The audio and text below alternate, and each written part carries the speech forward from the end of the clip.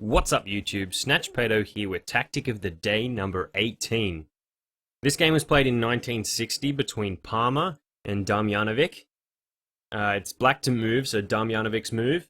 And if you would like to pause the video and find the moves for yourself, you can either do that with your calculation skills or use the Lichess board, and the game link to that is in the description. So go ahead and pause your videos if you would like to solve it.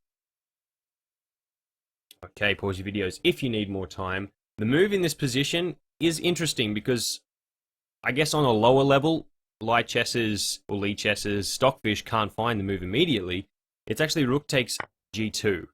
Now this is a very strong move because it's very forcing because of this Queen H2 checkmate threat. So there's no way to really stop that. If you try and block the Queen, we take en passant, and now there's definitely no way to stop the mate over here. You can block with your Rook. But, you know, there's now definitely no way. The Rook is protected by this pawn, and you're getting mated next move. It doesn't matter what you do. You're getting mated.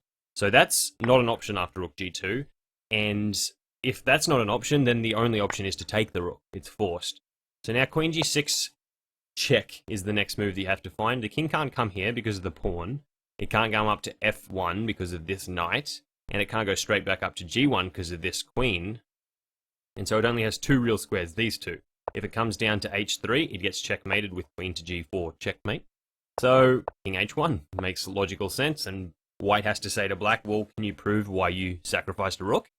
And Black says, absolutely. Rook F2 now, threatening Queen to G2, checkmate, right? This square would be checkmate.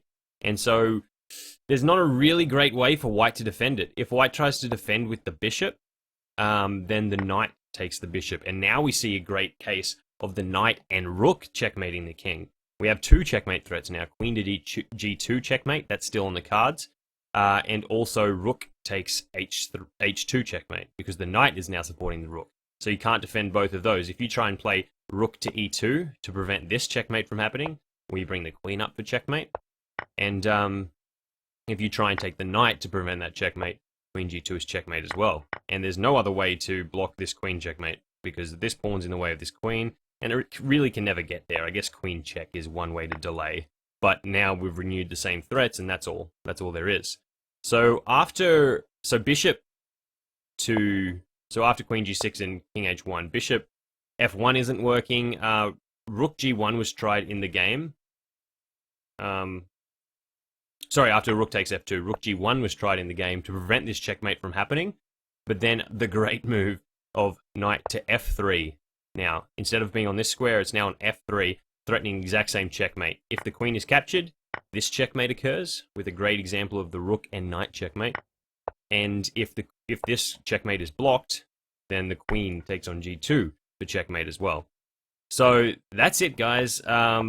Once the rook goes to G1, the knight F3 move, there is no better way to prevent mate, and that's all she wrote, I guess. Rook G2 runs into this, and rook taking the queen runs into this checkmate. So there's two different checkmates threatened, and the pieces are too strong. So, guys, I hope you like that checkmate. If you like the video, make sure you like the damn video, share, subscribe, all that good stuff, and I'll catch you guys in the next tactic of the day. Make sure you always stay classy. Peace.